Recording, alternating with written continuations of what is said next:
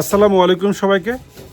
সাম্প্রতিক সময়ে বাংলাদেশের রাজনৈতিক অঙ্গনে আমরা দেখতে পাচ্ছি রাজনৈতিক দলগুলোর মধ্যে একটা বিশেষ পদ্ধতিতে নির্বাচন ব্যবস্থায় ফিরিয়ে নেওয়ার জন্য একমত, দ্বিমত কিংবা ক্ষেত্র বিশেষে আলোচনা সমালোচনার জন্ম দিয়ে যাচ্ছে।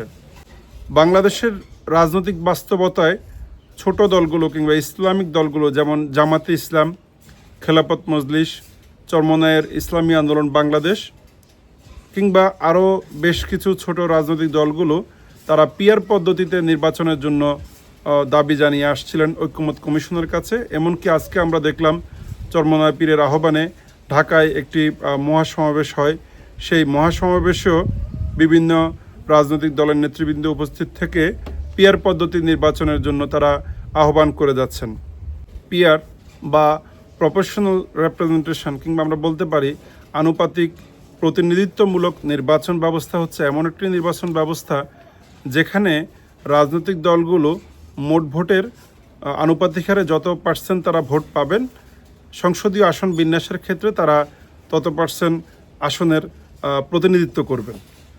আসলে বাংলাদেশে এ যাবৎকালে যে নির্বাচন পদ্ধতি অনুসরণ করা হয়ে আসছে সেটা হচ্ছে এফপিটিপি, যেটা হচ্ছে ফার্স্ট পাস্ট দ্য পোস্ট। তো এই পদ্ধতিটা হচ্ছে যে একটা সংসদীয় আসনে রাজনৈতিক দলের প্রতিনিধি আনুপাতিক হারে নয়, বরং একটি আসন বিন্যাসের ক্ষেত্রে যতগুলো আসন থেকে রাজনৈতিক দলের প্রতিনিধি জয়লাভ করে আসবেন, একটা রাজনৈতিক দল ততগুলো আসনের অধিকারী হবেন। বাংলাদেশের রাজনৈতিক বাস্তবতায় ছোট রাজনৈতিক দলগুলো এই পিয়ার পদ্ধতি বাস্তবায়নের জন্য বেশ কিছুদিন ধরেই জোর দাবি জানিয়ে আসছিলেন। কেননা তারা যেই ফার্স্ট পাস্ট দ্য পোস্ট পদ্ধতিতে যে নির্বাচন ব্যবস্থা, সেই নির্বাচন ব্যবস্থায় তারা আসলে তাদের ভোটের সংখ্যা বেশি হলেও সংসদীয় আসন বিন্যাসের ক্ষেত্রে তারা সংসদের প্রতিনিধিত্ব করার ক্ষমতা হারায় এবং তারা তাদের জনবৃত্তি থেকেও তারা সংসদীয় আসনের প্রতিনিধি হিসাবে জয়ী হতে পারেন না। সেজন্য তারা আসলে বাংলাদেশের রাজনৈতিক দলগুলো ইতোমধ্যেই ঐক্যমত্য কমিশনের কাছে তারা দাবি জানাচ্ছেন যে বাংলাদেশের আগামী নির্বাচন পদ্ধতি যেন পিয়ার পদ্ধতিতে হয়। তো আমরা যদি লক্ষ্য করলে দেখি বিশ্বের কোন কোন দেশে পিয়ার পদ্ধতি বাস্তবায়ন আছে এবং এর সমস্যাগুলো কি কি। এই পিয়ার পদ্ধতিরই আবার কিছু ভাগ লক্ষ্য করা যায়। যেমন জার্মানিতে যে পিয়ার পদ্ধতিতে হয় সেটা হয় এমপিআর, মিক্সড প্রপোর্শনাল রিপ্রেজেন্টেশন, যেটাতে ভোটাররা দুটি ভোট দিতে পারেন। তো একটি ভোটের ফলাফল সরাসরি আসন বিন্যাসে ব্যবহৃত হয় এবং আরেকটা অংশ ব্যবহৃত হয় যেটাতে তারা রাজনৈতিক দলগুলোকে ভোট দেন, সেটাতে তারা আনুপাতিক হারে সংসদে আসন বিন্যাস করে নেন। নিউজিল্যান্ডে এমপিআর পদ্ধতি চালু আছে। নিউজিল্যান্ডে যদিও এর আগে এফপিটিপি পদ্ধতি চালু ছিল এবং 1996 সালের পরবর্তী সময়ে তারা এমপিআর পদ্ধতি চালু করেন।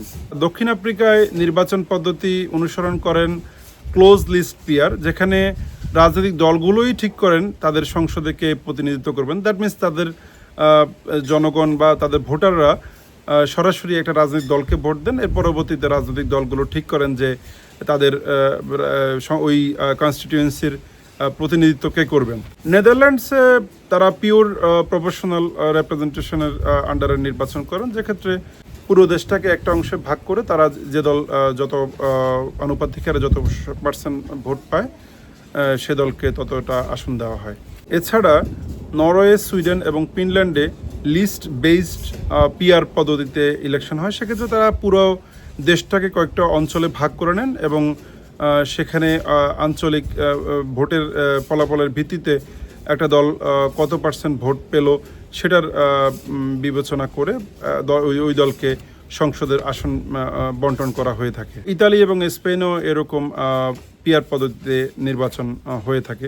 তো এখন আসলে দেখার বিষয় হচ্ছে বাংলাদেশের রাজনৈতিক প্রাসঙ্গিকতা কিংবা রাজনৈতিক বাস্তবতায় পিয়ার পদ্ধতিটি কতটুকু কার্যকর, এই পিয়ার পদ্ধতির কী কী সুবিধা এবং পিয়ার পদ্ধতির কী কী অসুবিধাগুলো আসলে দেখা যাবে, বা বিশ্বের যেসব দেশে পিয়ার পদ্ধতিতে নির্বাচন ব্যবস্থা হয়ে আসছে তারা আসলে কী কী ধরনের অসুবিধাগুলো সম্মুখীন হচ্ছে, কিংবা বাংলাদেশে আদৌ কি পিয়ার পদ্ধতিতে নির্বাচন হওয়া সম্ভব কিনা।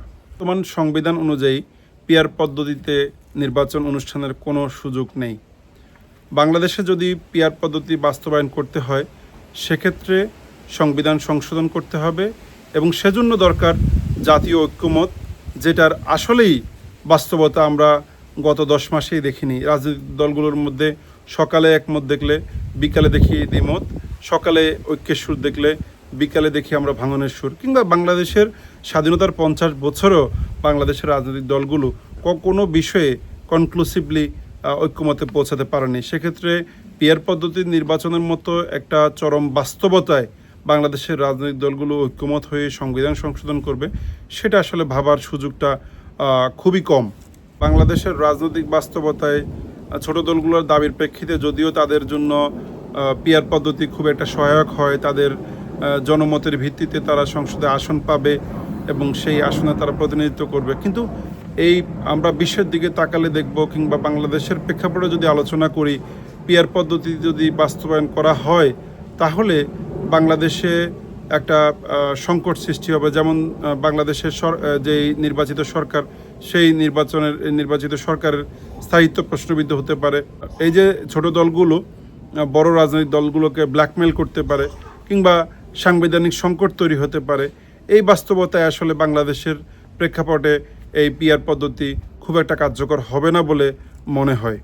কিন্তু এই জুলাই বিপ্লব সংগঠিত হওয়ার পর এই 10 মাস সময়ে বাংলাদেশের রাজনৈতিক দলগুলোর মধ্যে এই পিআর পদ্ধতি বাস্তবায়নের জন্য যে দূরভিসন্ধি বা যেরকম আকাঙ্ক্ষা তৈরি হয়েছে, সেটা বাংলাদেশের আগামীর রাজনীতিকে কিংবা আগামীর বাংলাদেশের গণতান্ত্রিক ব্যবস্থাকে প্রশ্নবিদ্ধ করে দিবে।